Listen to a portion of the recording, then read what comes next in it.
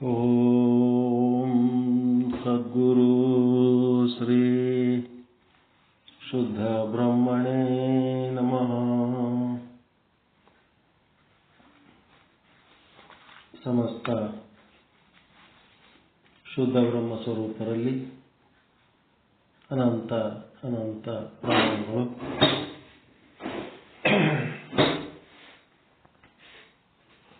ನಾವು ಈ ಒಂದು ಸಿದ್ಧಾಂತ ಶಿಖಾಮಣಿಯ ಸ್ವಾಧ್ಯಾಯಕ್ಕಾಗಿ ಆಯ್ಕೆ ಮಾಡಿಕೊಂಡಂಥ ಗ್ರಂಥ ಪರಮ ಪೂಜ್ಯ ಸಿದ್ದೇಶ್ವರ ಸ್ವಾಮೀಜಿಯವರ ಭಾಷ್ಯ ಬರೆದಂಥ ಅವರ ಗುರುಗಳಾದ ಮಲ್ಲಿಕಾರ್ಜುನ ಶ್ರೀಗಳ ಪ್ರವಚನದ ಸಾರ. ಆದರೆ ಆ ಗ್ರಂಥದಲ್ಲಿ ನೇರವಾಗಿ 5ನೇ ಪರಿಚ್ಛೇದದಿಂದ ತತ್ವಚಿಂತನ ಭಾಗ ಮಾತ್ರ ತಗೊಂಡಿದ್ದಾರೆ. ಪೂರ್ವ ಪೀಠಿಕಾ ಭಾಗ ಅದರಲ್ಲಿ ಕೈಬಿಟ್ಟ ಕಾರಣ ನಾವು ಈ ಮೊದಲಿನ 4 ಪರಿಚ್ಛೇದಗಳನ್ನು ಯಾಕೆ ಬಿಡಬೇಕು, ಅವು ಕೂಡ ನಾವು ಅಧ್ಯಯನ ಮಾಡೋಣ, ನೋಡೋಣ ಅಂತ ಈ ಒಂದು ಪ್ರವಚನ ಪ್ರಭೆ ಡಾಕ್ಟರ್ ಚಂದ್ರಶೇಖರ್ ಶಿವಾಚಾರ್ಯ ಕಾಶಿ ಜಗದ್ಗುರುಗಳು ಮಾಡಿದಂಥ ಗ್ರಂಥವನ್ನು ತಗೊಂಡು ನಾವು ಮೊದಲಿನ 4 ಪರಿಚ್ಛೇದಗಳನ್ನು ಇಲ್ಲಿ ಗಮನಿಸ್ತಾ ಇದ್ದೀವಿ. ಅದರ ಪೈಕಿ ಯಶಸ್ವಿಯಾಗಿ 2 ಪರಿಚ್ಛೇದಗಳನ್ನು ನೋಡಿ ಆಯಿತು. ಈಗ 3ನೇ ಪರಿಚ್ಛೇದದಲ್ಲಿ ಶಿವಸಭಾ ವರ್ಣನ ಅಂತೇಳಿ 8 ಶ್ಲೋಕಗಳು, 3ನೇ ಪರಿಚ್ಛೇದದ 8 ಶ್ಲೋಕಗಳಲ್ಲಿ ಶಿವನ ಕೈಲಾಸದ ಹಾಗೂ ರತ್ನಮಂಟಪದ ವರ್ಣನೆಯನ್ನು ಮಾಡಿದ್ದಾರೆ. ಅದನ್ನೇ ಸಾರರೂಪವಾಗಿ ವಿವರಿಸುತ್ತೇವೆ. ಈ ಶಿವಯೋಗಿ ಶಿವಾಚಾರ್ಯರು ಮಾಡಿದಂಥ ಈ ಕೃತಿ, ಈ ಒಂದು ಶಿವಸಭಾ ವರ್ಣನ, ಕೈಲಾಸದ ವರ್ಣನ, ವೈಕುಂಠದ ವರ್ಣನ, ಈ ರೀತಿ ನಮ್ಮ ಶಾಸ್ತ್ರಗಳಲ್ಲಿ ನೋಡ್ತಾ ಇರ್ತೀವಿ. ಇದರಿಂದ ಏನು ಉಪಯೋಗಪ್ಪ? ನಾವೇನು ಮಾಡಿಬಿಡ್ತೀವಿ, ಶಿವನ ಸಭೆ ಕೈಲಾಸದಲ್ಲಿ ಅದ್ಭುತವಾಗಿತ್ತು ಅಂತ ಅಂದು ಅದನ್ನು ಅಷ್ಟರ ಮಟ್ಟಿಗೆ ಅಲ್ಲಿ ಬಿಟ್ಬಿಡ್ತೀವಿ ನಾವು. ಆದರೆ ಅದರಿಂದ ಅದು ಯಾಕೆ ನಮಗೆ ಹೇಳಿದರು, ಶಿವನ ಸಭೆ ಅಲ್ಲಿ ಇದ್ದದ್ದು ನಮಗೆ ಯಾಕೆ ಹೇಳಿದರು ಅಂತಂದರೆ, ನಾವು ಕೂಡ ನಮ್ಮ ನಮ್ಮ ಕ್ಷೇತ್ರಗಳಲ್ಲಿ ಗುರು ಲಿಂಗ ಜಂಗಮರ ಒಂದು ವಿಚಾರ ಗೋಷ್ಠಿಗಳನ್ನಾಗಲಿ, ಸಾಮೂಹಿಕ ಇಷ್ಟಲಿಂಗಾರ್ಚನೆಗಳಾಗಲಿ, ಮತ್ತು ಸತ್ಸಂಗಗಳನ್ನಾಗಲಿ ನಾವು ಆಯೋಜಿಸುವಾಗ ಈ ಶಿವಸಭೆಯ ವರ್ಣನ ಏನದಲ್ಲ, ಇದು ನಮಗೆ ಉಪಯೋಗಕ್ಕೆ ಬರ್ತದೆ. ಹೌದಲ್ರಿ? ಕೈಲಾಸ ಮಂಟಪ ಹೆಂಗಿತ್ತು ಅಂತಂದ್ರೆ ನಾವು ಸಹಿತ ನಮ್ಮ ಒಂದು ಆಧ್ಯಾತ್ಮ ಸಾಧನೆಯ ಸಭೆಗಳನ್ನು ಯಾವ ರೀತಿ ಶೃಂಗಾರ ಮಾಡ್ಬೇಕನ್ನಂತ ಮಾರ್ಗದರ್ಶನ ಇದ್ರಾಗ ಸಿಗ್ತದ ಇಲ್ಲ? ಈಗ ನಿಮ್ಮ ಮನೆಯೊಳಗೋ, ನಮ್ಮ ಮನೆಯೊಳಗೋ, ನಿಮ್ಮ ಊರೊಳಗೋ, ನಮ್ಮ ಊರೊಳಗೋ ಯಾರೋ ಒಬ್ಬರು ಸ್ವಾಮೀಜಿಯವರು ಬರ್ತಾರ, ಮಹಾತ್ಮರು ಬರ್ತಾರ, ಸಂತರು ಬರ್ತಾರ, ಶರಣರು ಬರ್ತಾರ ಅಂದಾಗ, ಅವ್ರು ಬಂದಾಗ ನಮ್ಮ ಒಂದು ವಾತಾವರಣ ಹೆಂಗಿರ್ಬೇಕು, ನಮ್ಮ ಊರಲ್ಲಿ ಹೆಂಗಿರ್ಬೇಕು, ನಮ್ಮ ಸಭಾ ಮಂಟಪಗಳಲ್ಲಿ ವಾತಾವರಣ ಹೆಂಗಿರ್ಬೇಕು ಅನ್ನೋದಕ್ಕೆ ಮಾರ್ಗದರ್ಶನ ಮಾಡುವುದಕ್ಕೆ ಇಂಥ ಕೈಲಾಸದ ಶಿವಸಭೆಯ ವರ್ಣನೆಗಳು, ವೈಕುಂಠದ ವರ್ಣನೆಗಳು ಮಾಡ್ತಾರೆ. ನಾವು ಏನು ಮಾಡಬೇಕು, ಇದನ್ನು ಓದಿ ಅದನ್ನು ಅಲ್ಲಿಗೆ ಬಿಡಬಾರ್ದು. ಸಾಧ್ಯವಾದಷ್ಟು ಇದರೊಳಗೆ ಯಾವ ರೀತಿ ಆ ಮಂಟಪಗಳನ್ನು ತಯಾರು ಮಾಡಿದ್ರು ಅನ್ನೋಂಥದ್ದು ಏನದ, ಶಿವನು ನಿವಾಸಿಸುವ ಕೈಲಾಸ ಪರ್ವತ ಬೆಳ್ಳಿ ಶಿಲೆಗಳಿಂದ ಕೂಡಿರುವುದು. ನಮ್ಮಲ್ಲಿ ಬೆಳ್ಳಿ ಇರಲಿಲ್ಲ ಅಂದ್ರೂ ಬಿಳಿ ಪರದೆಗಳಿರ್ತಾವಿಲ್ಲ, ವೈಟ್, ಬಿಳಿ ಬಟ್ಟೆಲಿಂತ ಮಂಟಪಗಳು ಮಾಡಿಸ್ಬೇಕು. ಮತ್ತೆ ಶಿಲೆಗಳಿಂದ, ಬೆಳ್ಳಿ ಪರ್ವತದ ಶಿಲೆಗಳು ಹಿಂಗೆಲ್ಲ ವರ್ಣನೆ ಮಾಡಿರ್ತಾರೆ. ಅಲ್ಲಿ ವಾಸಿಸುವ ಗಂಧರ್ವ ಸ್ತ್ರೀಯರಿಗೆ ಕ್ರೀಡೆ ಮುತ್ತಿನ ಕನ್ನಡಿಯಂತೆ ತೋರುತ್ತಿದ್ದವು. ಅಲ್ಲಿ ಶಿಲೆಗಳು, ಆ ಶಿಲೆಗಳು ಹೆಂಗೆ ಕಾಣಿಸ್ತಿದ್ದವು ಅಂತಂದ್ರೆ, ಅಲ್ಲಿ ವಾಸಿಸುವ ಗಂಧರ್ವ ಸ್ತ್ರೀಯರಿಗೆ ಆ ಒಂದು ಬೆಳ್ಳಿಯ ಶಿಲೆಗಳು ಮುತ್ತಿನ ಕನ್ನಡಿಯಂತೆ ತೋರುತ್ತಿದ್ದವು, ಅಂದ್ರೆ ಫಳ ಫಳ ಹೊಳಿತಿದ್ದುವಂತಹ ಶಿಲೆಗಳು. ಆ ಪರ್ವತವು ಮಂದಾರ, ಬಕುಲ, ಅಶೋಕ, ಮಾವು ಮುಂತಾದ ಅನೇಕ ಉತ್ತಮೋತ್ತಮ ವೃಕ್ಷಗಳಿಂದ ನಿಬಿಡವಾಗಿರುವುದಲ್ಲದೆ, ಈಗ ನಮಗೂ ಅಂತ ಗಿಡಗಳ ನೆಟ್ಟು ಅಂಥದ್ದೊಂದು ಸಭಾ ಮಾಡ್ಲಿಕ್ಕೆ ಆಗ್ಲಿಲ್ಲ ಅಂದ್ರೂ ಆ ಗಿಡದ ಒಂದಿಷ್ಟು ತಪ್ಪಲುಗಳನ್ನಾದ್ರೂ ತಂದು ನಾವು ತಳಿರು ತೋರಣ ಕಟ್ತೇವೆ ಇಲ್ಲ. ಆ ತರ ನಾವು ಒಂದು ಮಾಡ್ತಿರ್ತೀವಿ ಇಲ್ಲಿ ಶೃಂಗಾರ. ನಮ್ಮ ಕಡೆಯಿಂದ ಏನ್ ಮಾಡ್ಲಿಕ್ಕೆ ನಾವು ಮಾಡ್ತಿರ್ತೀವಿ. ಅದಕ್ಕೆ ಮತ್ತೆ ಹೂವುಗಳಿಂದ ನಾವು ಅಲಂಕಾರ ಮಾಡ್ತಿರ್ತೀವಿ. ಆ ತಪ್ಪಲುಗಳು ಎಲೆಗಳು ತಂದು ನಾವು ಅಲಂಕಾರ ಮಾಡ್ತಿರ್ತೀವಿ. ಇಲ್ಲಿ ಮಲ್ಲಿಗೆ, ಕುಸುಮಗಳ ಮಕರಂದ ಸವಿದ ಭ್ರಮರಗಳು ಪರಿಪುಷ್ಪಗಳಾಗಿ ಹಾರಾಡುತ್ತಲಿವೆ. ಕೆಂಪು ಕುಸುಮಗಳ ಗುಚ್ಛ ಪರಿಮಳದಿಂದ 4 ದಿಕ್ಕುಗಳ ಸುಗಂಧ ಪೂರ್ಣಗಳಾಗಿದ್ದವಲ್ಲದೆ, ಇಲ್ಲಿ ತುಂಬಿ ಹರಿಯುವ ನದಿಗಳು ಆ ಪರಿಮಳದಿಂದ ಯುಕ್ತಗಳಾಗಿರುತ್ತವೆ. ಸಭೆಗೆ ಸಾಕಷ್ಟು ಜನರು ಬರ್ತಿರ್ತಾರೆ. ಬಂದಾಗ ಅವರಿಗೆಲ್ಲ ನೀರಿನ ವ್ಯವಸ್ಥೆ, ಊಟ ಮಾಡುವ ವ್ಯವಸ್ಥೆ, ಕೈ ತೊಳ್ಕೊಳ್ಳೋ ವ್ಯವಸ್ಥೆ, ಸ್ನಾನ ಮಾಡೋ ವ್ಯವಸ್ಥೆ ಎಲ್ಲನೂ ನಾವು ಮಾಡಬೇಕಾಗ್ತದೆ. ಅದೇ ಅವ್ರದ್ದೇ ಒಟ್ಟು ಏನೇನು ಅರೇಂಜ್ಮೆಂಟ್ ಮಾಡ್ಬೇಕನ್ನೋದ್ರ ಬಗ್ಗೆ ಇಲ್ಲೊಂದು ಕೊಟ್ಟಿರ್ತಾರೆ ಅವರು. ಅದನ್ನ ನಾವು ಸರಿಯಾಗಿ ತಿಳ್ಕೋಬೇಕು. ಕೋಗಿಲೆಯ ಕೂಹು ಕೂಹು ಎಂಬ ಪಂಚಮ ಧ್ವನಿ ಆ ಪರ್ವತದಲ್ಲೆಲ್ಲ ಪ್ರತಿಧ್ವನಿಸುತ್ತಿತ್ತು. ಒಂದು ಮೈಕೋ ಸ್ಪೀಕರ್ ಹಾಕಿ ವಚನಗಳು, ಶ್ಲೋಕಗಳು ಹಾಕ್ತಿರಲ್ಲ, ಅವೆಲ್ಲ ಮತ್ತೆ ಅವೇ. ಈ ಪರ್ವತದ ಕೆಲವು ಗವಿಗಳಲ್ಲಿ ಕಿನ್ನರ ಸ್ತ್ರೀಯರು ಮಧುರವಾದ ಗಾನವನ್ನು ಮಾಡುತ್ತಿದ್ದರು. ಗಾಯಕರು ಇರ್ತಾರ ಅಂತ ಮಂಟಪಗಳು ಮಾಡಿ ಕಾರ್ಯಕ್ರಮ ಮಾಡಾಗ. ಮತ್ತೆ ಕೆಲವು ಗವಿಗಳಲ್ಲಿ ಸಾನಂದ ಯೋಗೀಂದ್ರರು ಅನೇಕ ಜನ ಶಿಷ್ಯರಾದ ಸಾನಂದ ಯೋಗೀಂದ್ರರು ಅಂತ ನೋಡ್ರಿ. ಸಾನಂದ ಅಂದ್ರೆ ಅವರು ಒಬ್ರು ಯೋಗಿ, ಪಂಚಪೀಠದಲ್ಲಿ ಸಾಧನೆ ಮಾಡಿದಂಥವ್ರು. ಯಾರು? ಅಗಸ್ತ್ಯ ಮಹರ್ಷಿಗಳ ಏನ್ ಮಾಡ್ಯಾರಲ್ಲ, ಅದೇ ರೀತಿ ಅಗಸ್ತ್ಯ ಮಹರ್ಷಿ ಯಾರ್ದು ಕೇಳ್ಯಾರವರು? ರೇಣುಕರು ಕೇಳ್ಯಾರ. ಇವರು ಸಾನಂದ ಯಾರ್ದು ಕೇಳ್ಯಾರ? ಇವರು ಧೇನುಕರ್ಣ ಅಂದ್ರೆ ಶ್ರೀಶೈಲ ಪೀಠದ ಪಂಡಿತಾರಾಧ್ಯರ ಉಪದೇಶವನ್ನ ಸಾನಂದ ಮುನಿಗಳು ಕೇಳ್ಯಾರ. ಯಾರು? ಇವರು ಇದು ರೇಣುಕಾಚಾರ್ಯರು, ರಂಭಾಪುರಿ ಪೀಠದ ರೇಣುಕಾಚಾರ್ಯರು ಮಾಡಿದ ಉಪದೇಶ ಅಗಸ್ತ್ಯ ಮಹರ್ಷಿಗಳು ಯಾವ ರೀತಿ ಕೇಳ್ಯಾರೋ, ಅದೇ ರೀತಿ ಶ್ರೀಶೈಲ ಪೀಠದ ಪಂಡಿತಾರಾಧ್ಯ ಜಗದ್ಗುರುಗಳು ಮಾಡಿದ್ದು ಸಾನಂದ.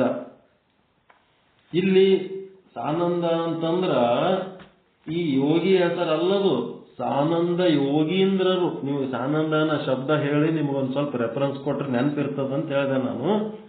ಸಾನಂದ ಯೋಗೀಂದ್ರರು ಅಂತಂದ್ರ ಆನಂದ ಸಮೇತವಾದ ಯೋಗಿ ಮಹಾರಾಜರಿಗೆ ಸಾನಂದ ಯೋಗೀಂದ್ರರು ಅಂತ.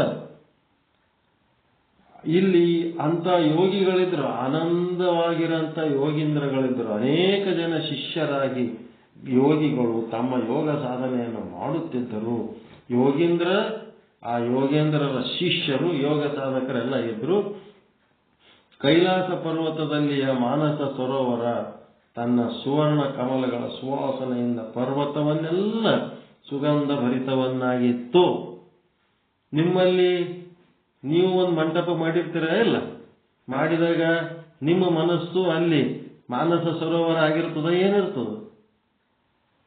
ಅಲ್ಲಿನೂ ನಿಮ್ಮ ಮನಸ್ಸು ಸರೋವರ ಆಗಿರ್ತದಲ್ರಿ. ಅಗ್ದಿ ಸ್ವಚ್ಛ ಇರ್ತದಿಲ್ಲ, ನಿರ್ಮಲವಾದ ಹೃದಯ. ಯಾರೇ ನಮ್ಮವ್ರಿರ್ಲಿ, ನಮ್ಮ ಅಪೋಸಿಟ್ ಇರ್ಲಿ, ವೈರಿಗಳಿದ್ರು ಸಹಿತ ಕೈ ಮುಗಿದು ಬರ್ರಿ ಒಳಗೆ ಕೂಡ್ರಿ ಅಂತ ಕರ್ಕೊಂಡೆ ಕುಂದಿರ್ತೀರ. ಏನ್ ಯಾರು ಬೇಕವ್ರಿಗೆ ಕರ್ಕೊಂಡು ಉಳಿದವ್ರು ಹೊರಗೆ ಹಾಕ್ತೀರ.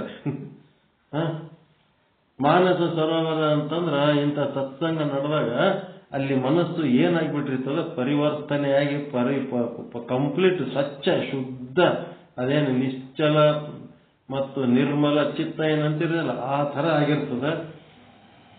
ಈ ಕೈಲಾಸದ ಮಧ್ಯದಲ್ಲಿ ಸುವರ್ಣ ನಿರ್ಮಿತಗಳಾದ ವಿಶಾಲ ಕಂಬಗಳಿಂದ ರಚಿಸಲ್ಪಟ್ಟ ಬಹುದೊಡ್ಡ ಮಂಟಪ ವಿರಾಜಿಸುತ್ತಿತ್ತು. ಟೆಂಟ್ ಹಾಕಿರ್ತಿರಲ್ಲ, ಅದೇ ಮಂಟಪ.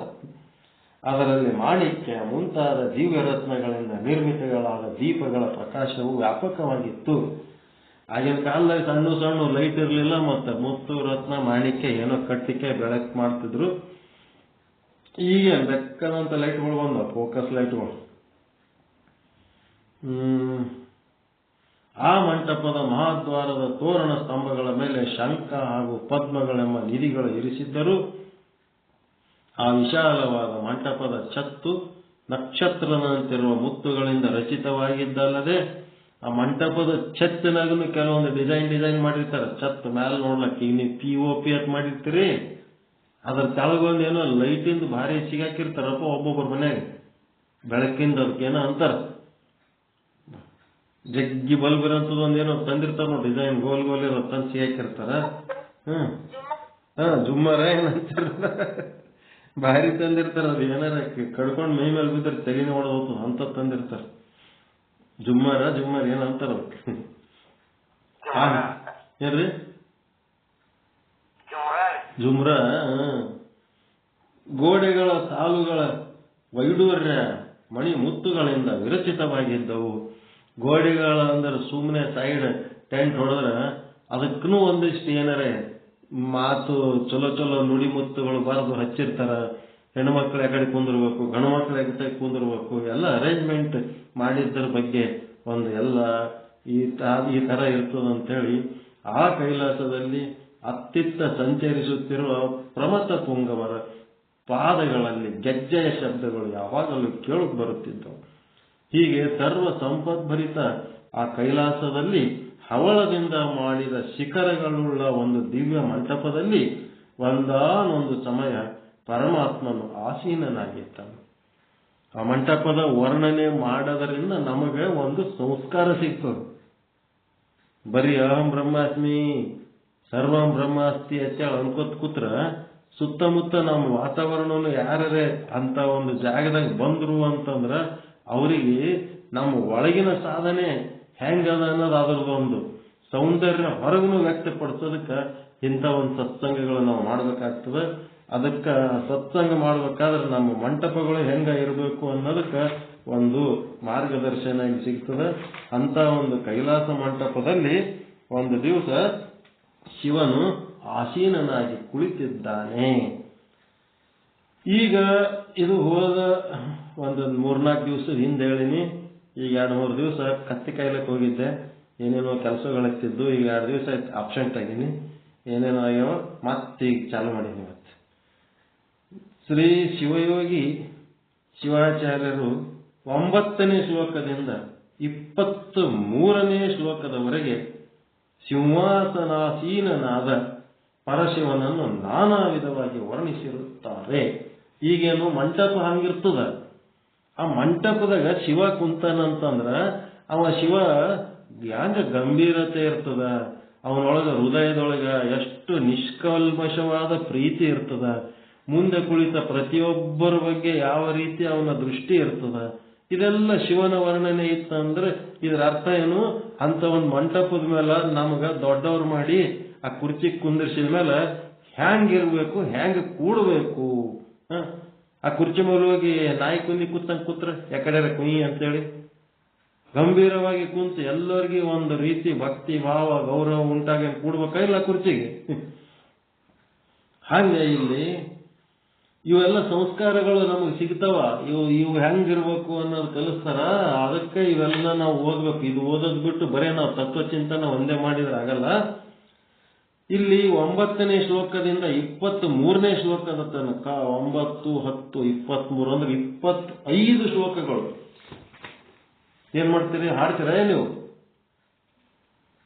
ಅನಂತ ನೀನ್ ಮುಂದೆ ಹೇಳ್ಬಿಡ ಹಿಂಗೆ.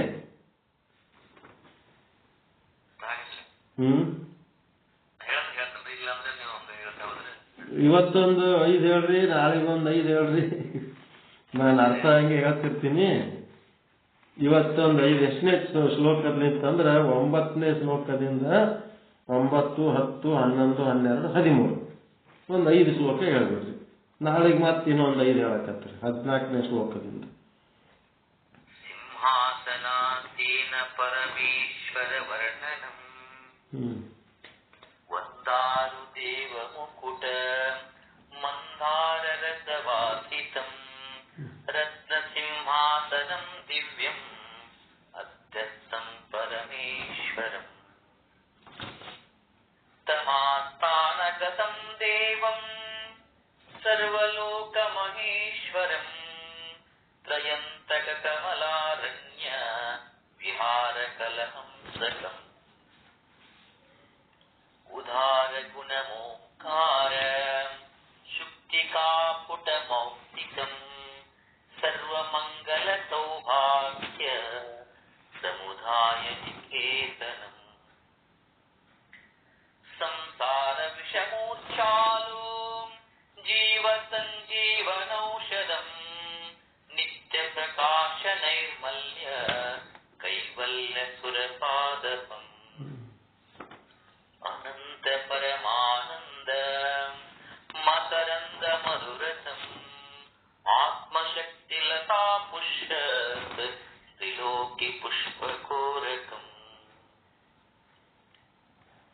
ಬ್ರಹ್ಮಾಂಡ ಕುಂಡಿಕಾಶಂಧ ಪಿಂಡೀಕರಣ ಪಂಡಿತಂ ಸಮಸ್ತ ದೇವತಾ ಚಕ್ರ ಚಕ್ರವರ್ತಿ ಪದೇ ಸ್ಥಿತಂ.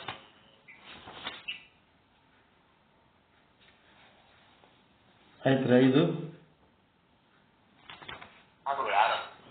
ಆರಾದ್ರಿ. ನನ್ಗೇನೋ ಹೇಳ್ಬೇಕನ್ಸಂದು ನಿಮ್ದೇ ಹಿಂಗೆ ಕೇಳ್ಬೇಕನ್ಸ್ಲಕ್ಕದ ಆಡಿಬಿಡ್ರಿ. 25ನೇ ಶ್ಲೋಕದ ತನಕ 23ನೇ ಶ್ಲೋಕದ ತನಕ ಏನು ಹೇಳೋ ಅವಶ್ಯಕತೆ ಇಲ್ಲ. ನಿಮ್ಮದು ಹಿಂಗೆ ಕೇಳ್ಕೋತಿರ್ಬೇಕದು, ಕೊಳಲ್ ಬಿಡ್ಬೇಕನ್ಸಲ್ದು. ಆಡ್ಬಿಡ್ರಿ, ಎಷ್ಟೊತ್ತಿರ್ತದೆ? 2 ನಿಮಿಷ. ಚಂದ್ರಬಿಂಬಾಯುತ ಛಾಯಾ ಧಾಯಾತಿ ವಿಗ್ರಹಂ ಮಾಣಿಕ್ಯಂ ಪುಟಜ್ಯೋತಿರ್ ಮಂಜರೀಂ ಪಿಂಜರಾಂಬರಂ ಚೂಡಾಲಂ ಸೋಮಕಲಯಾ ಸುಕುಮಾರ ವಿತಾಭಯಾ ಕಲ್ಯಾಣ ಪುಷ್ಪಕಲಿತ ಕರ್ಣಪೂರ ಮನೋಹರಂ ಮುಕ್ತಾವಲಯ ಸಂಬದ್ಧ ಮುಂಡಮಾಲಾ ವಿರಾಜಿತಂ ಪರ್ಯಾಪ್ತ ಚಂದ್ರ ಸೌಂದರ್ಯ ಪರಿಪಂಕ್ತಿ ಪ್ರಾದತ್ತಂ ಪುಲ್ಲಃ ಕಮಲ ಪರ್ಯಾಯ ತ್ರಿಲೋಚನಂ ಮಂದಸ್ಮಿತ ವಿಹಾಲಾಪ ಮಧುಧಾರ ಪಲ್ಲವಂ ಗಂಡಮಂಡಲ ಪರ್ಯಂತ ಕ್ರೀಡನ್ಮಕರ ಕುಂಡಲಂ ಕಾಲಿಂನಾ ಕಾಲಕೂಟಸ್ಯ ಕಂಠನಾಲಿ ಕಲಂಕಿತಂ ಮಣಿಕಂಕಣಕೇಯೂರ ಮರೀಚೀಕರ ಪಲ್ಲವೈಃ ಚತುರ್ಭೀತಂ ವಿರಾಜಂತಂ ಬಾಹುಮಂದಶಾಖಭಿಃ ಬಾಹುಮಂದಾರ ಶಾಖಿಭಿಃ ಪಯೋದರಾಶೇಷ ಕೃತಾರ್ಥಭುಜ ಮಧ್ಯಮಂ ಸುವರ್ಣ ಬ್ರಹ್ಮಸೂತ್ರಾಂಕಂ ಸೂಕ್ಷ್ಮ ಕೌಶೇಯ ವಾಸಸಂ ನಾಭಿಸ್ಥಾನಾವಲಂಬಿನ್ಯಾಂ ನವಮೌಕ್ತಿಕಮಾಲಯಾ ಗಂಗೆ ಏವ ಗತಾಶ್ಲೇಷಂ ಮೌಲಿಕಾಗಾವಕೀರ್ಣಯಾ ಪದೇನ ಮಣಿಮಂಜೀರ ಪ್ರಭಾಪಲ್ಲವಿದಶ್ಯಾ ಚಂದ್ರವಾತ್ಪಾಟಿಕಂ ಲಿಂಗಂ ಚಂದ್ರವಾತ್ಪಾಟಿಕಂ ಪೀಠಂ ಸಮಾವೃತ್ಯ ಸ್ಥಿತಂ ಪುರಃ ಇತಿ ಸಿಂಹಾಸನಾಸೀನ ಪರಮೇಶ್ವರ ವರ್ಣನಂ. ಬ್ಯೂಟಿಫುಲ್. ಎಷ್ಟು ಖುಷಿ ಆಯ್ತದಪ್ಪ, ಆನಂದ. ಧನ್ಯವಾದ.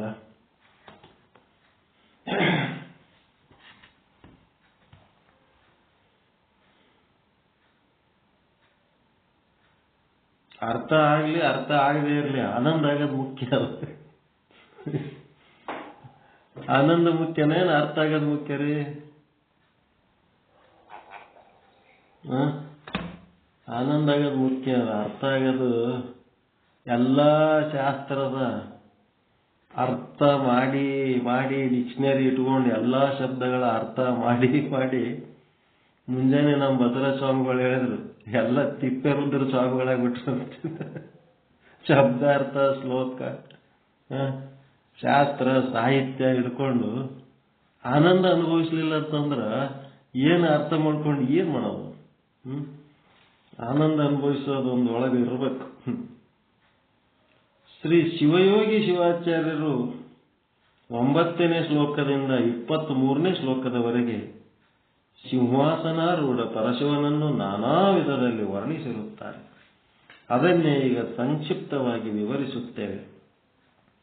ಕೈಲಾಸ ಪರ್ವತದಲ್ಲಿಯ ಸಿಂಹಾಸನದ ಮೇಲೆ ಕುಳಿತ ಆ ಪರಶಿವನ ದರ್ಶನಕ್ಕಾಗಿ ಆಗಮಿಸಿದ ದೇವತೆಗಳ ಕಿರೀಟಗಳಲ್ಲಿಯ ಮಂದಾರ ಪುಷ್ಪಗಳ ಸುಗಂಧವು ಎಲ್ಲೆಡೆಯಲ್ಲಿ ಹರಡಿತ್ತು.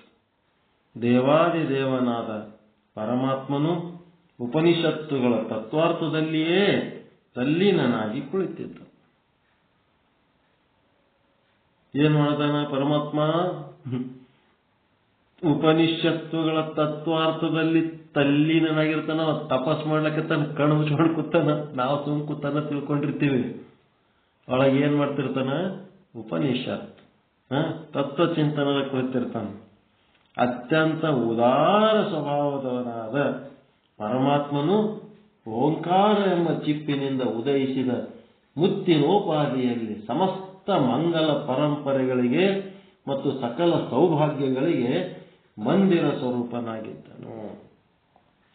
ಸಂಸಾರ ರೂಪವಾದ ವಿಷಪಾನದಿಂದ ಮೂರ್ಛಿತರಾದ ಜೀವಿಗಳಿಗೆ ಸಂಜೀವಿನಿ ಔಷಧದಂತಿರುವ ಶಿವನು ಮೋಕ್ಷಾಪೇಕ್ಷಿಗಳಿಗೆ ಮುಕ್ತಿಯನ್ನು ಕೊಡುವ ಕಲ್ಪವೃಕ್ಷದಂತೆ ಪರಿಶೋಭಿಸುತ್ತಿರುವನು.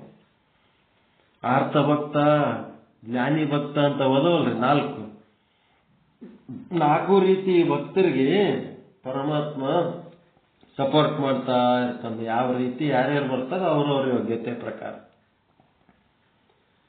ಶಾಶ್ವತ ಆನಂದ ಸ್ವರೂಪವಾದ ಆ ಪರಶಿವನು ತನ್ನಲ್ಲಿ ಅವಿನಾಭಾವ ಸಂಬಂಧದಿಂದಿರುವ ಶಕ್ತಿಯಿಂದ ಮೂರೂ ಲೋಕಗಳನ್ನು ಸೃಜಿಸಿದವನಾಗಿದ್ದಾನೆ. ತನ್ನೊಳಗಿರುವ ಅವಿನಾಭಾವ ಸಂಬಂಧ ಬಿಡಿಸಿ ಬೇರಾಗದ, ಬೆರೆತು ಒಂದಾಗದ ತನ್ನ ಶಿವನೊಳಗಿನ ಶಕ್ತಿಯಿಂದ ಏನ್ ಮಾಡ್ಯಾನ? ಮೂರು ಲೋಕಗಳನ್ನು ಸೃಜಿಸಿದ್ದಾನೆ ಅಂದರೆ ಸೃಷ್ಟಿ ಮಾಡಿದ್ದಾನೆ. ಪ್ರಳಯ ಸಮಯದಲ್ಲಿ ಅನಂತ ಕೋಟಿ ಬ್ರಹ್ಮಾಂಡಗಳನ್ನು ಒಂದುಗೂಡಿಸಿ ತನ್ನಲ್ಲಿ ಅಡಗಿಸಿಕೊಳ್ಳುವ ಸಾಮರ್ಥ್ಯವುಳ್ಳ ಇವನು ಸಕಲ ದೇವತಾ ಸಮೂಹಕ್ಕೆ ಚಕ್ರವರ್ತಿಯಾಗಿರುತ್ತಾನೆ. ಶಿವನ ದೇಹದ ಕಾಂತಿಯು 10,000 ಚಂದ್ರರ ಕಾಂತಿಗೆ ಸಮನಾಗಿತ್ತಲ್ಲದೆ ನಮಸ್ಕರಿಸಲು ಬಂದ ಅನೇಕ ದೇವತೆಗಳ ಕಿರೀಟಗಳಲ್ಲಿಯ ರತ್ನಗಳ ಕಾಂತಿಯಿಂದ ಶಿವನ ವಸ್ತ್ರಗಳು ನಾನಾ ವರ್ಣರಂಜಿತಗಳಾಗಿ ಪರಿಶೋಭಿಸುತ್ತಿದ್ದವು. ಒಬ್ಬೊಬ್ಬರಲ್ಲಿ ಒಂದೊಂದು ರತ್ನದ ಬೇರೆ ಬೇರೆ ಬಣ್ಣಗಳು. ಆ ರತ್ನದ ಬೆಳಕುಗಳಿಂದ ಶಿವನ ವಸ್ತ್ರಗಳು ಬೇರೆ ಬೇರೆ ಬಣ್ಣಗಳಾಗಿ ಪರಿಶೋಭಿಸ್ತಾ ಇದ್ದವು. ಅತಿ ಕೋಮಲವಾದ ಕಮಲದ ದಂಟಿನಂತೆ ಇರುವ ಬಾಲಚಂದ್ರನನ್ನು ತನ್ನ ಮಸ್ತಕದಲ್ಲಿ ಧರಿಸಿ ಶಿವನು ಕಿವಿಯಲ್ಲಿ ಮಂಗಲಕರವಾದ ಪುಷ್ಪಗಳನ್ನ ಕುಂಡಲಗಳನ್ನು ಬಾಡಿಕೊಂಡಿದ್ದಾನೆ. ಪೂರ್ಣಚಂದ್ರನ ಜೊತೆಗೆ ಸ್ಪರ್ಧಿಸುವ ಮುಖ ಮಂಡಲವುಳ್ಳ ಶಿವನು ಕೊರಳಲ್ಲಿ ಮುತ್ತಿನ ಸರದಿಂದ ಕಟ್ಟಿದ ರುಂಡಮಾಲೆಗಳನ್ನು ಶಿವನು ಧರಿಸಿದ್ದಾನೆ. ಶಿವನ ತ್ರಿನೇತ್ರಗಳು ಅರಳಿದ ಕಮಲಗಳಂತೆ ಪರಿಶೋಭಿಸುತ್ತಿದ್ದವು. ಕಪೋಲ ಪರ್ಯಂತವಾಗಿ ಜೋಲಾಡುತ್ತಿರುವ ಮಕರ ಕುಂಡಲಗಳನ್ನು ಧರಿಸಿದ ಶಿವನ ಕಂಠವು ಕಾಲಕೂಟ ವಿಷದ ಪಾನದ ಪರಿಣಾಮವಾಗಿ ಕಪ್ಪು ಬಣ್ಣದಿಂದ ಒಪ್ಪುತ್ತಿತ್ತು. ಅವನ ಕಂಠ ಅದು ವಿಷದ ಪರಿಣಾಮವಾಗಿ ಕಪ್ಪು. ಅವನು ಮಕರ ಕುಂಡಲಗಳು ಧರಿಸಿದ್ದು, ಕೊಳ್ಳೆಗೆ ಧರಿಸಿದ್ದು ಆ ಕಂಠಕ್ಕ ಕರಿ ಬಣ್ಣಕ್ಕ ಒಪ್ಪುತ್ತಿತ್ತು ಅಂತೇಳಿ ಒಂದು ಹೋಲಿಕೆ ಕೊಟ್ಟರೆ. ಕಲ್ಪವೃಕ್ಷದ ರೆಂಬೆಗಳಂತಿರುವ ಶಿವನ 4 ಕೈಗಳಲ್ಲಿ ಮುತ್ತಿನ ಕಂಕಣಗಳು ಮತ್ತು ಭುಜ ಕಿರೀಟಗಳು, ತೋಳುಬಂದಿಗಳು ಶೋಭಿಸುತ್ತಿದ್ದವು. ಚಿನ್ನದ ಯಜ್ಞೋಪವೀತವನ್ನ ತೆಳುವಾದ ರೇಷ್ಮೆಯ ವಸ್ತ್ರಗಳನ್ನು ಧರಿಸಿದ ಶಿವನು, ಯಜ್ಞೋಪವೀತ ಅಂದ್ರೆ ಜನಿವಾರ, ಚಿನ್ನದ ಜನಿವಾರ ಕೊಂಡನಂತ ತೆಳುವಾದ ರೇಷ್ಮೆ ವಸ್ತ್ರಗಳನ್ನು ಧರಿಸಿದ ಶಿವನು ಪಾರ್ವತಿಯ ಕುಚಾಲಂಘನದಿಂದ ತನ್ನ ಎದೆಯನ್ನು ಸಾರ್ಥಕವಾಗಿ ಮಾಡಿಕೊಂಡಿದ್ದನು. ಶಿವನ ಕೊರಳಲ್ಲಿ ನಾವಿಯ ಪರ್ಯಂತರವಾಗಿ ನೇತಾಡುತ್ತಿರುವ ಮುತ್ತಿನ ಸರವು ಶಿವನ ವಕ್ಷಸ್ಥಲವನ್ನ ಗಂಗೆಯು ಆಲಿಸಿಕೊಂಡಿರುವಳೋ ಎನ್ನುವಂತೆ ತೋರುತ್ತಿತ್ತು. ಹೀಗೆಲ್ಲ ಸುಶೋಭಿತನಾದ ಶಿವನು ಸಿಂಹಾಸನದ ಮುಂದಿರುವ ಚಂದ್ರಕಾಂತ ಶಿಲೆಯಿಂದ ನಿರ್ಮಿತವಾದ ಪಾದಪೀಠದ ಮೇಲೆ ತನ್ನ ಒಂದು ಪಾದವನ್ನು ಇರಿಸಿ ಒಳ್ಳೆ ಠೀವಿಯಿಂದ ಆಸೀನನಾಗಿದ್ದನು. ಹೀಗೆ ಪರಮಾತ್ಮನನ್ನು ವರ್ಣಿಸಿದ ಕವಿಯು ಇನ್ನು ಮುಂದೆ 13 ಶ್ಲೋಕಗಳಲ್ಲಿ ಏನ್ ಮಾಡಿದಂದ್ರೆ ವಾಮ ಪಾರ್ಶ್ವದಲ್ಲಿದ್ದ ಶಕ್ತಿಯನ್ನು ವರ್ಣಿಸುತ್ತಿದ್ದಾನೆ. ಇದು ಶಿವನ ವರ್ಣನೆ ಆಯಿತು. ಆತನ ಎಡತೊಡೆಯ ಮೇಲಿರುವ ಶಕ್ತಿಯ ವರ್ಣನೆಯನ್ನ ಮಾಡ್ತಾ ಇದ್ದಾರೆ. ಎಷ್ಟೊತ್ತ ಟೈಮ್ ಆಯ್ತದು? 10:09. ಶಿವನ ವರ್ಣನೆ ಆಯ್ತು. ಇನ್ನು ಶಕ್ತಿ ವರ್ಣನೆ ನಾಳೆ ಮಾಡೋಣಲ್ಲ. ಸಾಕು, ನಾಳೆ ಶಕ್ತಿ ವರ್ಣನೆ ನಾಳೆ ಮಾಡೋಣ. ಇವತ್ತು ಶಿವನ ವರ್ಣನೆ ಆಯ್ತು.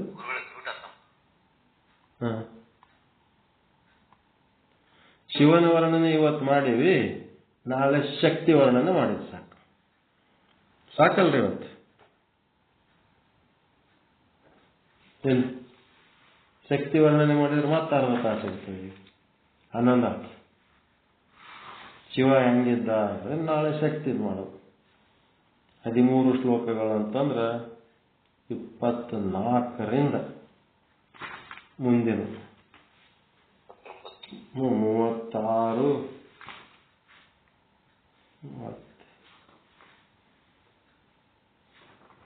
24 13 ಸೇರಿಸಿದ್ರೆ ಶ್ಲೋಕ 37ನೇ ಶ್ಲೋಕ ಹೌದಲ್ರಿ? ಇನ್ನು ಮುಂದೆ 13 ಶ್ಲೋಕ. ಈಗ 23ನೇ ಶ್ಲೋಕ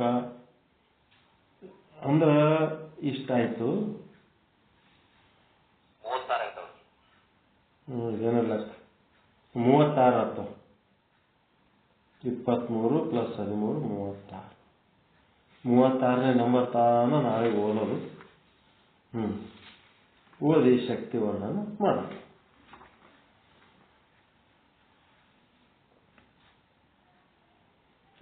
ರಿಂದ 23ನೇ ಶ್ಲೋಕ, 23ರಿಂದ 36ನೇ ಶ್ಲೋಕ.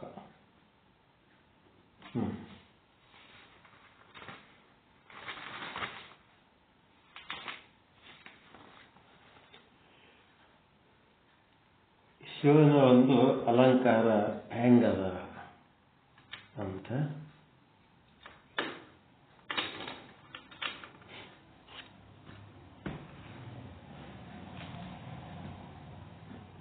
ಶಿವನಲ್ಲಿ ಪಕ್ಕದಲ್ಲಿ ಕುಳಿತ ಪಾರ್ವತಿ, ಅದು ಯಾವ ತತ್ವಜ್ಞಾನದೊಳಗ?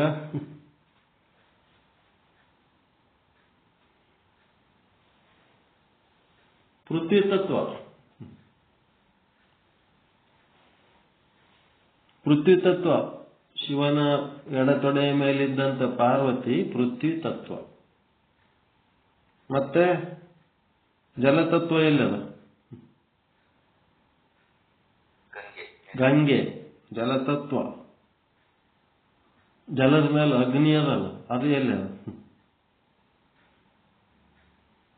ಹಣಿಗಣ್ಣು ಅದಲ್ಲ, 3ನೇ ಕಣ್ಣು.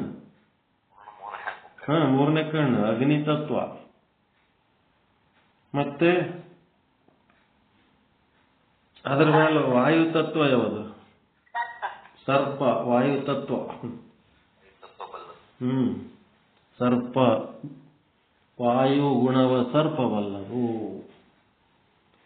ಅದು ಮನುಷ್ಯರು ಓಡಾಡೋ ಜಾಗದಾಗ ಅದು ಬರಂಗೇ ಇಲ್ಲ. ಅದು ಸತ್ರು ಬರಲ್ಲ, ಯಾವಾಗಲೂ ಬರಲ್ಲ. ಅದಕ್ಕೆ ಇಲ್ಲಿ ಯಾರು ಓಡಾಡ್ತಾರ ಏನು ಎಲ್ಲ ಗೊತ್ತಿರ್ತದ, ಅದಕ್ಕೆ ಕಂಪ್ಲೀಟ್ ಐಡಿಯಾ ಇರ್ತದ. ಬರಲ್ಲದು. ಅದು ಏನು ತಪ್ಪಿ ಬರ್ತದ, ಅದು ಅದಕ್ಕೆ ಇಲಿ ಬೆನ್ನತ್ತಿ ಕಪ್ಪಿ ಬೆನ್ನತ್ತಿ ಬಂದ್ಬಿಡ್ತದ. ಅದ್ರ ಹೊಟ್ಟಿ ಹಸಿದು ಬಂದಿರ್ತದ. ಅದು ಏನು ಮನುಷ್ಯರಿಗೆ ಏನು ಮಾಡ್ಬೇಕಂತೂ ಬಂದಿರಲ್ಲ. ಅದು ತನ್ನ ಆಹಾರಕ್ಕಾಗಿ ತಾನು ಬಂದಿರ್ತದ. ಅದು ನಾವೇನ್ ಮಾಡ್ತೀವಿ, ನಮ್ಮ ಮನೆಗೆ ನಾವು ಬರ್ರಿ ಹೊಡೆ ಬಾ ಹತ್ತೋದು. ಅದು ಬಂದಾಗ ಮನುಷ್ಯನ ತಲೆನೇ ಕೆಟ್ಟ ಹೋಗ್ಬಿಡ್ತು. ಮತ್ತು ಆಕಾಶ ತತ್ವ ಯಾವುದು?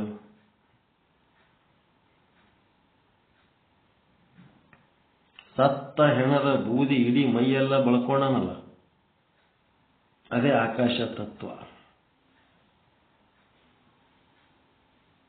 ಹೀಗಾಗಿ ಪಂಚಭೂತಗಳಿಂದಾದ ಪರಮಾತ್ಮ.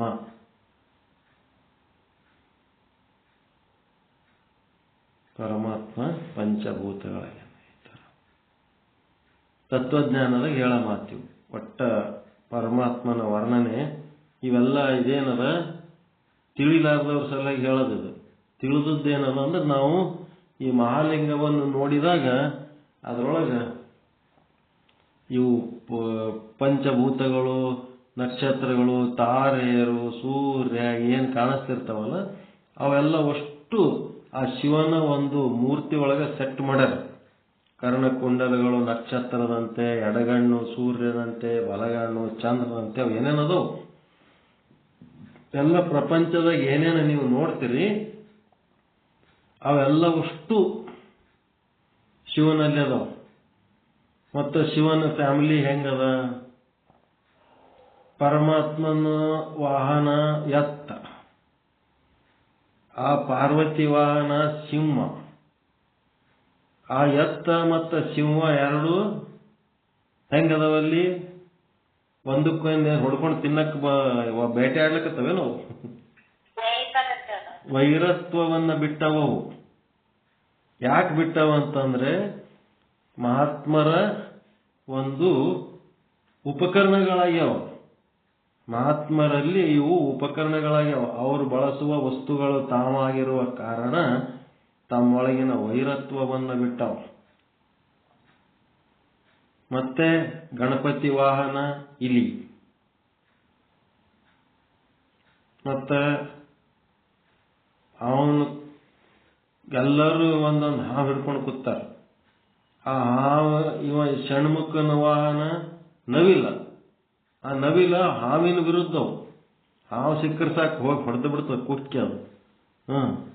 ನವಿಲಿಗೆ, ಹಾವಿಗೆ, ಇಲಿಗೆ, ಮತ್ತೆ ಆ ಇಲಿ ವಿರುದ್ಧ ಮತ್ತೊಂದು ಏನೋ ಹಾವು ಇಲಿನ ತಿನ್ನೋದು. ಮತ್ತೆ ಹಾವ ಇಲಿ ತಿನ್ಬೇಕಂತದ, ಆ ಹಾವಿಗೆ ನವಿಲ್ ಹೊಡಿಬೇಕಂತವು.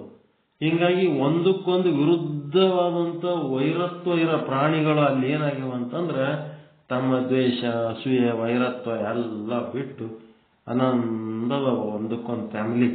ಹಂಗ ಅದು ಮೂರ್ತಿಯನ್ನು ನಾವು ವರ್ಣನ ಮಾಡ್ಕೋತಾದ್ರೆ ಆ ಮೂರ್ತಿ ವರ್ಣನ ಮಾಡಿ ನಾವು ಅದನ್ನು ಅಲ್ಲಿಗೆ ಬಿಟ್ಬಿಡ್ತೀವಿ.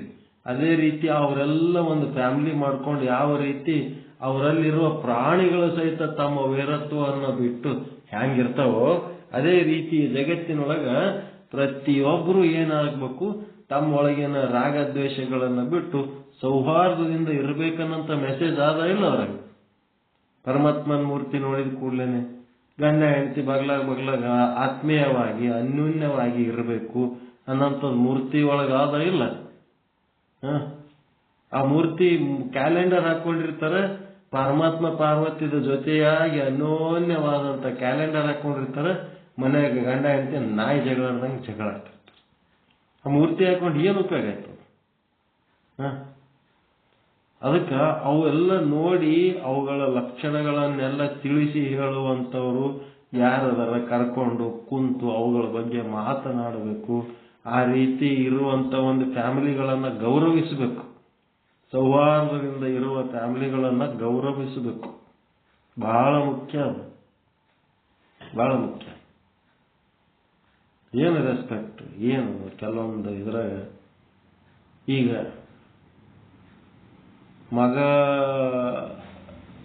ಮಗಳು ಮನೆಯ ಮಗಳು ಗಂಡನ ಮನೆಗೆ ಹೋಗೋ ಟೈಮ್ನೊಳಗ ತಾಯಿ ಮಕ್ಕಳು ಹತ್ತದ್ದು ನೋಡಿರ್ತೀರಿ. ಮತ್ತ ಸೊಸಿ ತವ್ರ ಮನೆಗೆ ಹೋಗೋ ಟೈಮ್ನೊಳಗೆ ಅತ್ತಿ ಗಂಡ ಹತ್ತದ್ದು ನೋಡಿರಿ.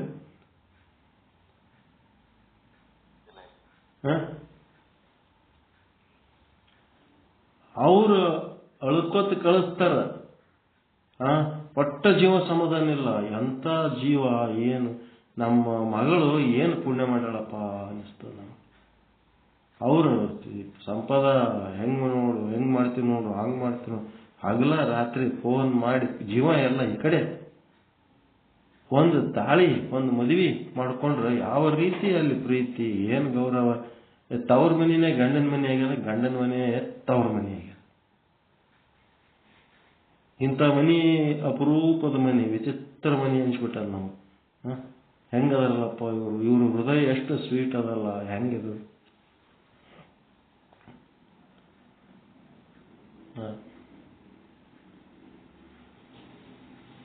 ಅದು ನೋಡಿ ನಾವು ಈಗೇನ್ ಮಾಡ್ಬೇಕು, ನಾವು ಅವು ಭೂಮಿ ಮೇಲೆ ಇರೋಂಥ ದೇವತೆಗಳು ಹೌದಲ್ರಿ, ನಮ್ಮ ದೇವತೆ ಶಕ್ತಿಗಳು ಹೌದಲ್ಲ.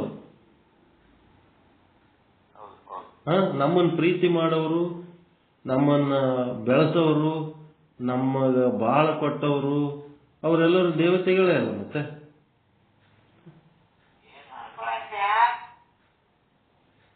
ಆ ದೇವತೆಗಳಿಗೆ ಗೌರವಿಸ್ಬೇಕಲ್ಲ,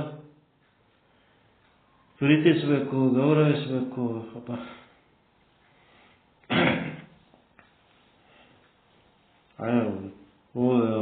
ಊರಿಗೆ ಹೋಗೋ ಟೈಮ್ ಏನು ಖರ್ಚಿಂದ ಅದೇನು ಲೆಕ್ಕ ಹಾಕ್ಲಕ್ಕೆ ಹೋಗ್ಬೇಡ್ರಿ.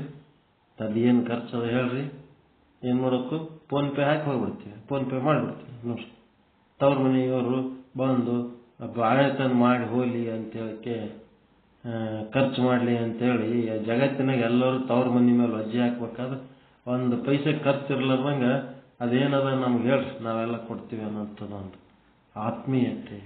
ಎಂಥ ಅವ್ರು ಹಂಗೆ ಹೇಳೋಣ, ನಾವು ಅವ್ರ ಬಳಿ ಇಸ್ಕೋತೀವೇನು, ಆದ್ರೆ ಎಷ್ಟು ದೊಡ್ಡ ಗುಣ, ದೊಡ್ಡ ಮನಸ್ಸು.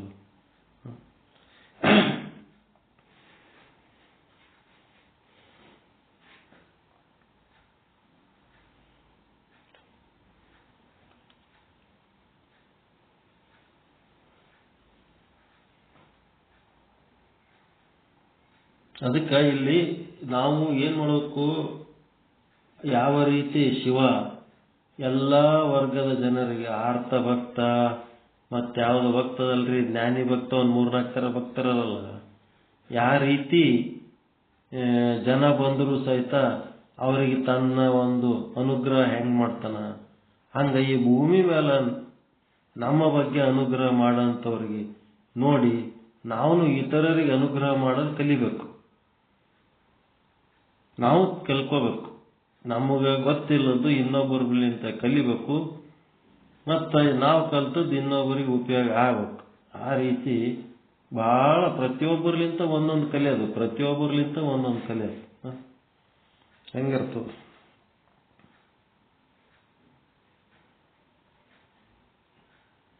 ಶಿವನ ವರ್ಣನ ನಾಳೆ ಶಕ್ತಿ ವರ್ಣನ ಮಾಡೋಣ. ಎಲ್ಲರಿಗೂ ಒಳಿತಾಗಲಿ, ಎಲ್ಲರಿಗೂ ಶುಭವಾಗಲಿ. ಬೆಳಗ್ಗೆ ಮತ್ತೆ ಎಲ್ಲರೂ ಸೇರೋಣ ಸತ್ಸಂಗಕ್ಕೆ. ಜಯ ಶುದ್ಧ ಬ್ರಹ್ಮ, ಜಯ ಜಯ ಶುದ್ಧ ಬ್ರಹ್ಮ. ಓಂ ಶಾಂತಿ ಶಾಂತಿ ಶಾಂತಿ.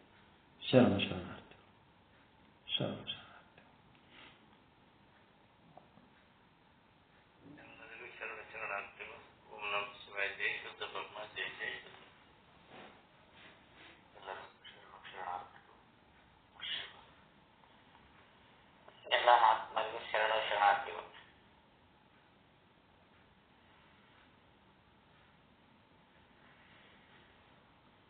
ಎಲ್ಲರಿಗೂ ಶರಣ ಶರಣಾರ್ಥಿಗಳು.